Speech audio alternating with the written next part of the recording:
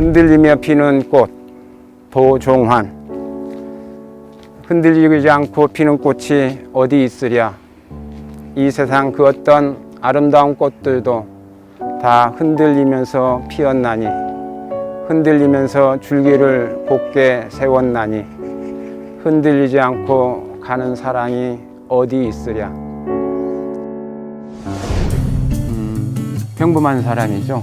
지극히 평범한 보통 사람인데, 굳이 다른 사람과의 차이가 있다면 늦게 철든 사람, 아니면 도전을 두려워하지 않는 사람, 실패해도 크게 슬퍼하지 않는 사람, 이 정도로 얘기하고 싶고요.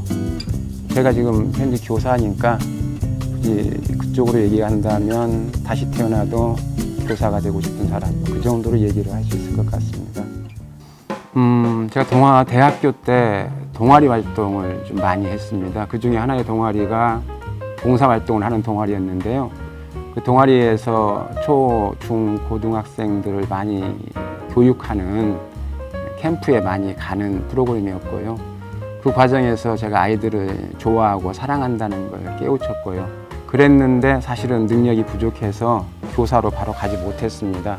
대학을 졸업하고 사실은 학원 강사부터 시작을 했습니다. 재수학원에서 재수생들을 한 10여 년 가르쳤거든요.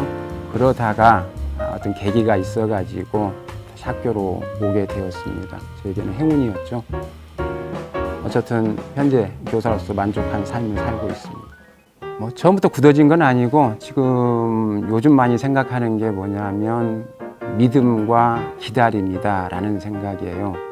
아이들이 믿고 기다려주면 아이들은 그 믿음에 보답하고 또 그만큼 성장을 하더라고요. 그래서 저는 늘 기다려주고 있습니다. 지금은 저 아이가 저랬지만 저 아이가 나중에 크게 성장할 것이다. 나 역시 그랬으니까요. 저를 되돌아보면 저 역시 아까 제가 좀 부족한 사람이라고 그랬는데 제가 중고등학교 시절에 조금은 많이 부족했거든요. 그랬는데 우리 부모님께서 믿고 기다려주시고 또 격려해 주시고 그랬기 때문에 오늘 제가 있지 않았나 이런 생각을 해보게 되면서 교육은 믿음이고 기다림이다 라는 생각을 많이 하게 되었고요. 또 하나는 억지로 가르친다고 해서 아이들이 성장하는 건 아니고 사실은 아이들에게 성장할 기회를 주는 것이 또 교사의 역할이 아닌가 이런 생각이 들어갑니다.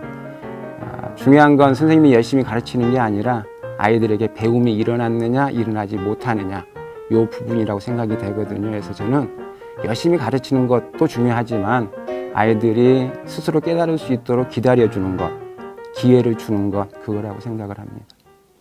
대학교 1학년 때 아까 제가 시골 고등학교를 나왔고 재수를 했다고 그랬잖아요. 그러니까 저에겐 친구가 없었습니다. 동아리에 갔는데 누구도 저를 방해해 주는 사람이 없었어요. 사실은 많이 힘들었죠. 그랬는데 우리 동아리에 5분 스피치라고 하는 그 모임 때마다 하는 프로그램이 있었는데 그 프로그램에 나가기 위한 준비를 했습니다. 근데 용기가 없어가지고 나갈 수가 없었어요. 일주일 내내 공부도 않고 그 5분을 준비했는데 그걸 제대로 못했습니다. 못한 게 아니라 못 나간 거죠. 손이 안 올라가더라고요. 하겠다는 무대로 올라가지 못했는데 그리고 또 일주일이 흘렀거든요. 일주일 후에 또 저는 용기가 없어가지고 쓸쓸히 울면서 그 모임을 나와야만 했습니다. 그리고 다시 일주일 후에 제가 그 모임에 들어가서 사회자가 5분 스피치 할 사람 나와 라고 하기 전에 제가 번쩍 손도 들지 않고 무대에 나가가지고 5분 동안 제가 준비했던 이야기를 했거든요. 그 이후로 제 삶이 많이 달라졌습니다. 적극적이 되었고 친구들이 많이 저에게 모여들었고 그때부터 제 삶은 매우 활력적이었다 이렇게 얘기할 수 있겠습니다.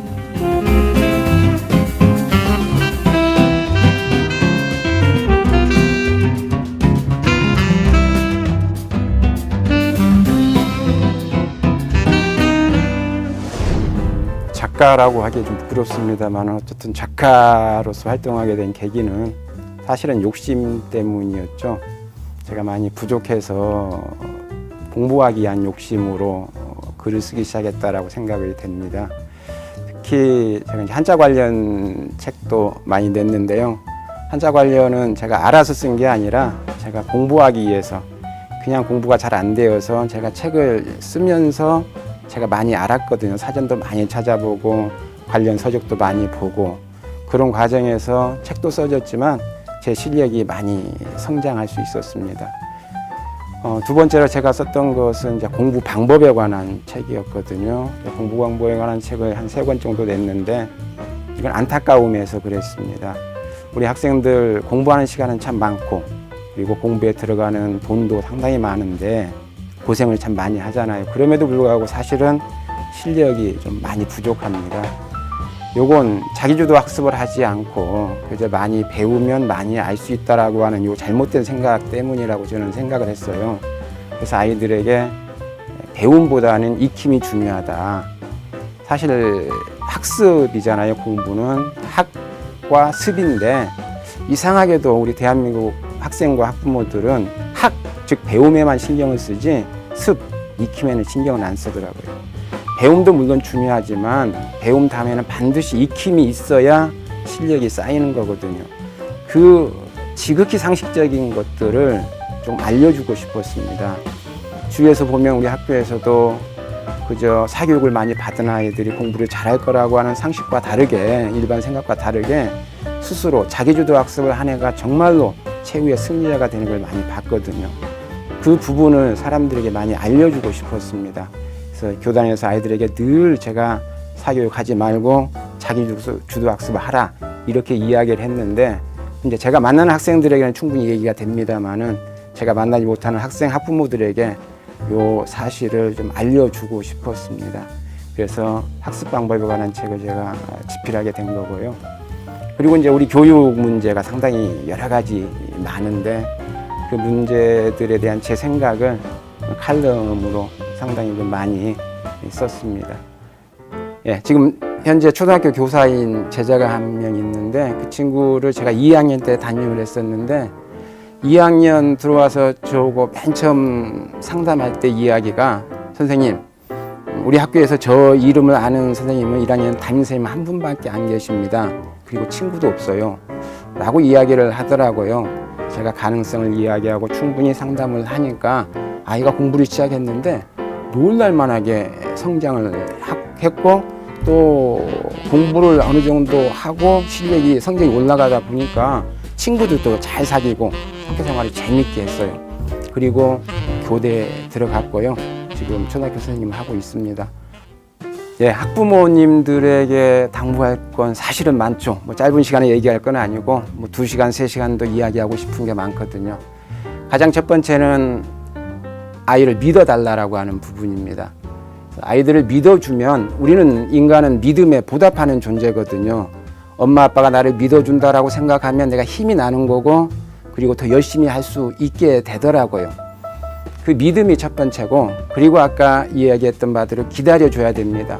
아이들은 아이들이잖아요. 아직 능력이 좀 부족합니다. 어른에 비해서 생각하는 능력이 좀 부족하니까 좀 기다려주고 그리고 또 한 번 기다려주고 생각할 시간을 주고 기회를 주면 아이들은 분명히 따라오더라고요.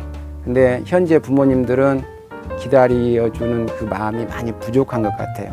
그래서 일단 믿고 기다려주라 라고 하는 얘기를 드리고 싶고 또 하나 이야기를 드리고 싶은 부분은 사람들은 고등학교 때의 성적이 인생을 좌우한다 라고 이야기하는데 아니라는 거죠.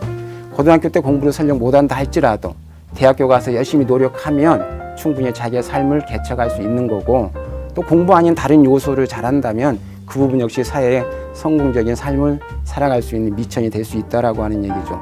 공부를 잘하면 좋겠지만 못한다고 실망할 거 없는 거고 또 고등학교 때 공부 잘하면 좋겠지만 그게 안 된다면 대학 가서 공부를 열심히 하면 또 다른 정말로 멋진 시민으로서 성장할 수 있을 거라 저는 그렇게 생각이 됩니다.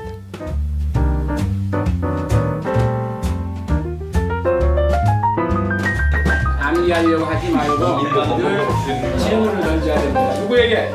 선생님, 나 자신이. 누구를 사랑해야 될까? 나 자신.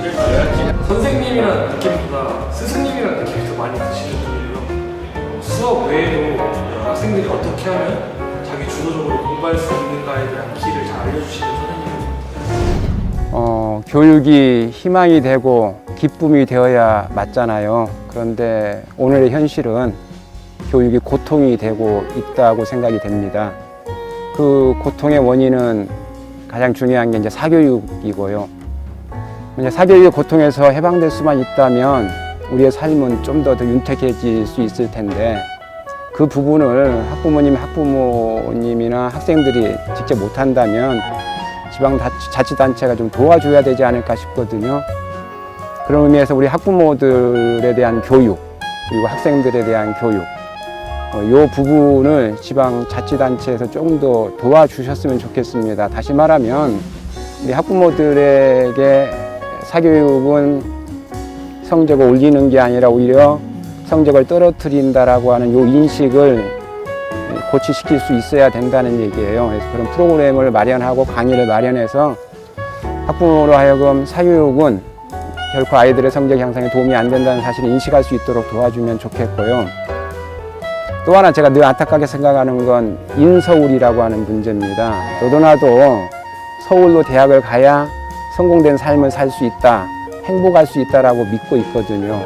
이 믿음을 좀 깨주어야 되지 않을까 싶은데 물론 지역 대학의 노력도 필요하고 홍보도 필요하지만 마찬가지로 함께 지역 자치단체에서도 그 인식을 학부모들에게 학생들에게 심어줄 수 있는 노력이 좀 있으면 훨씬 더 인서울이라고 하는 오늘 우리 한국 사회가 직면한 문제가 해결되지 않을까 싶습니다.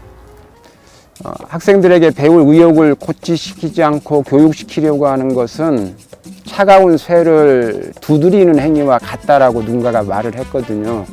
그 말에 저는 적극 공감을 하는데 아이들에게 먼저 공부할 의욕을 심어주는 교사가 되고 싶습니다. 제 지식을 전달한다는 게 한계가 있더라고요. 일단 지식을 전달하는 교사이기 이전에 아이들로 하여금 왜 지식이 필요한가 라고 하는 그 인식을 먼저 심어주는 깨달음을 주는 그리고 공부뿐만 아니라 사회에 나가서 어떻게 살아가야 될 것인가 라고 하는 문제를 제가 제기해 주고 싶어요. 믿음, 소망, 사랑 이 세 가지는 항상 있을 것인데 그 중에 제일은 사랑이다.